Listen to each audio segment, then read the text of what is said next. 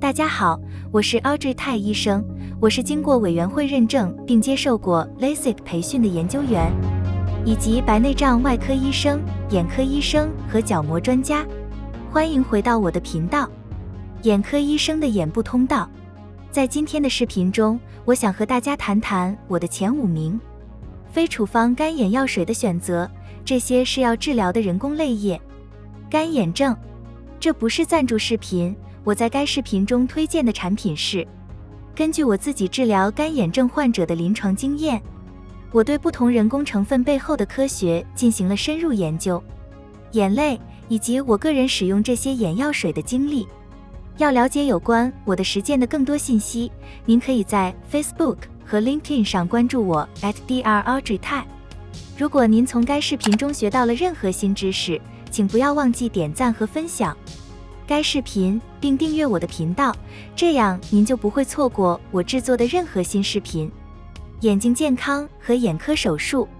作为一名 LASIK 外科医生和角膜专家，我经常有不同严重程度的干眼病患者从其他地方转诊给我。眼科医生，对于我的每一位患有干眼症的患者，我都会给他们一份书面定制的治疗计划。所有治疗计划均包括一种或多种非处方人工治疗。我会指定我推荐哪种类型的人工泪液，但是如果你是自己去药店选择人工泪液，选择可能会让人眼花缭乱。通常有超过20到30种不同类型的非处方人工泪液。您如何知道哪一款适合您？在这个视频中，我将回顾关于我选择的5种治疗干眼病的人工泪液背后的科学原理，帮助您了解它们之间的区别并选择人工泪液，这对你来说是最好的。我列出了我最喜欢的5种人工泪液的链接，在下面的描述中。如果您想了解更多关于不同人工泪液成分背后的科学以及我推荐的原因，某些人工泪液优于其他人工泪液，您可以观看我有关科学的视频。人工泪液背后的成分点。废话不多说，先来说说人工泪液。泪膜层概述。眼泪。人工泪液的目的是补充由我们眼睛中的泪腺产生的自然眼泪。天然泪液具有润滑作用，通过形成泪膜来保护我们眼睛的表面。泪膜分为3层，最外层称为脂质层，该层起到保护屏障的作用，防止眼泪干得太快。中间层称为水层，这个水层含有我们保持眼睛表面润滑所需的水分。我们泪膜的最内层称为黏蛋白层，黏蛋白层的功能作为保持泪膜附着在眼睛表面的桥梁，它被称为角膜，它是我们眼睛的透明挡风玻璃。理想的人工泪液应该是能够补充我们泪膜的所有3层。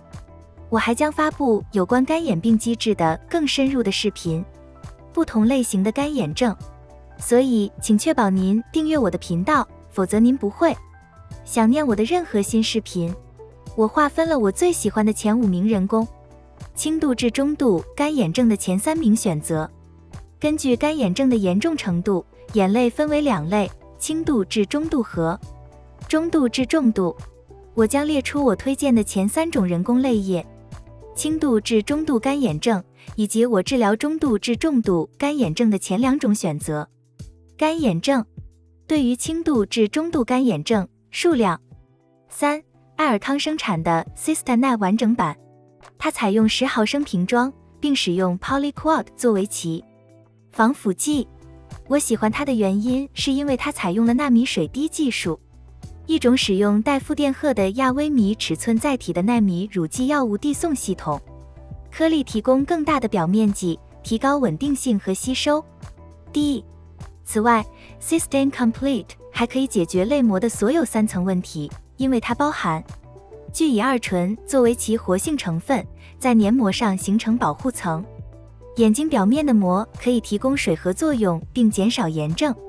除此之外，它还含有强丙基瓜尔胶，又名 HP 瓜尔胶，它是一种 pH 依赖性分子，可以形成交联网络，与天然泪膜融合形成覆盖角膜表面受损上皮细胞的保护层，这允许受损的上皮细胞能够在保护空间中自我修复。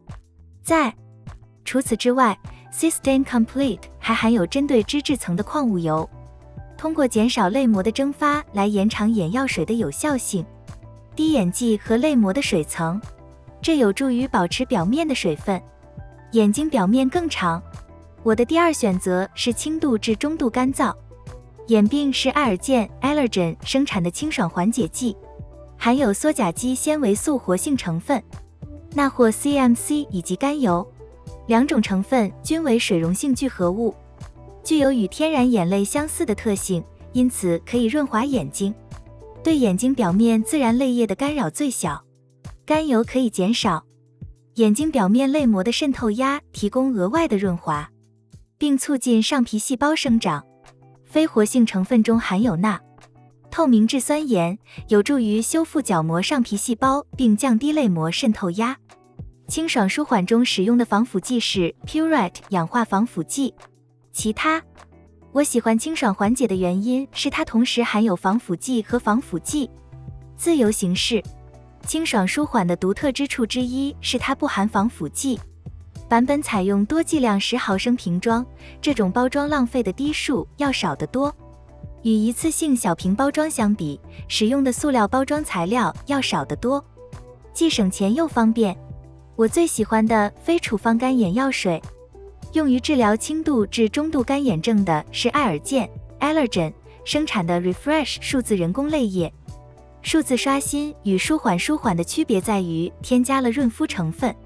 在刷新数字人工泪液，刷新数码人工泪液含有蓖麻油，这是从蓖麻子中提取的天然成分，它的目标是脂质层，通过减少泪膜蒸发并延长有效性来保护泪膜的人工泪液。除了 CMC 和甘油之外，清爽中的额外活性成分数字是聚山梨醇酯。聚山梨醇酯可以帮助混合油成分和水溶性成分人工泪液的成分，使滴眼液更易溶解且更容易扩散，穿过眼睛表面。刷新数字中使用的防腐剂是 Purite Oxidation 防腐剂。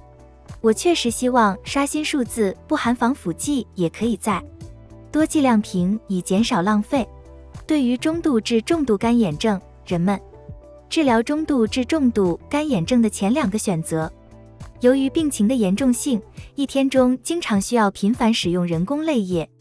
表面干燥度有时每小时到每2个小时一次，非常频繁。对于患有中度至重度干眼病的人来说，使用不含防腐剂的人工晶体非常重要。眼泪，以防止频繁使用防腐剂而产生的毒性。眼睛的表面，我最喜欢的2种可以使用的非处方眼药水之一，每日更新 Salivisc， 它不含防腐剂，含有活性成分1%羧甲基纤维素钠，这是其他类型刷新中所含 CMC 浓度的2倍。眼药水 CMC 浓度的增加将使人工泪液停留更多，眼睛表面的时间更长，但由于 CMC 浓度较高， Salivisc 是一种相当浓稠的眼药水，我经常提醒正在使用它的患者，因为眼药水很厚，您可能会在几个小时内感到视力模糊。放入后几分钟，确保在放入水滴后眨眼几次，并且不要在驾驶或操作其他机械之前滴入。我最喜欢的另一种治疗中度至重度干眼症的干眼药水是 Gentile 眼凝胶，爱尔康制造。Gentile 凝胶是我最喜欢的5种人工眼药水中最浓稠的。眼泪，它呈凝胶状，含有 0.3% 的羟丙甲纤维素。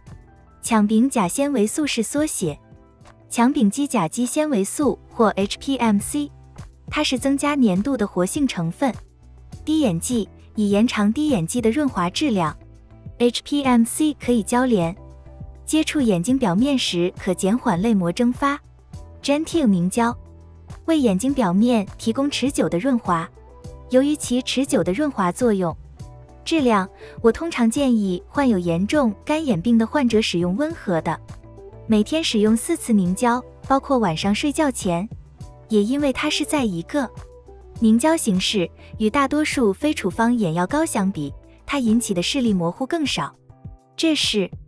重要的是要记住 Gentile 明胶在放置后不久仍然会导致一些视力模糊，因此重要的是不要在开车或操作前滴入眼药水、其他机械。而 Gentile 明胶中使用的防腐剂是过硼酸钠，品牌名字叫杰纳夸，它是一种氧化型防腐剂。我在下面的描述中列出了我最喜欢的5种人工泪液的链接，我在这个视频中提到的。感谢您的观看，希望您能找到该视频有助于了解更多有关人工泪液背后的科学知识，并且该视频将帮助您选择最适合您的人工泪液。请在下面的评论中了解您最喜欢哪种非处方人工泪液。如果您觉得此视频有帮助，请不要忘记喜欢和分享此视频并订阅。访问我的频道，帮助我为您带来更多有关眼睛健康和眼科手术的视频。要了解有关我的实践的更多信息，您可以在 Facebook 和 LinkedIn 上关注我 @Dr. Audrey Tai。再次感谢您的观看，我们将在下一个视频中见到您。